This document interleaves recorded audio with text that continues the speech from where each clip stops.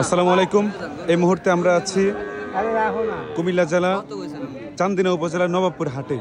তো নবাবপুর হাট প্রতি শুক্রবার এবং সোমবারে বসে থাকে এবং গরুর দরদাম সম্পর্কে আপনাদেরকে বিস্তারিত জানাবো। এখানে গরুর হাট যারা মালিক যারা আছে তারা গরু নিয়ে এসেছে। আপনারা চাইলে এখানে এসে কোরবানির জন্য আপনারা গরু সংরক্ষণ করতে পারেন, কেনাকাটা করতে পারেন।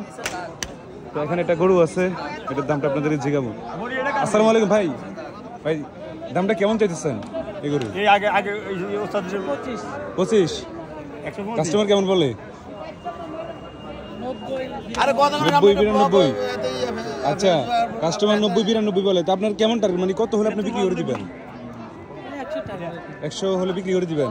যাই হোক দর্শক, তো নবাবপুর হাট প্রতি শুক্রবার এবং সোমবার বসে থাকে। আপনারা অবশ্যই হাটে আসবেন, দেখবেন, গরু কেনাকাটা করবেন।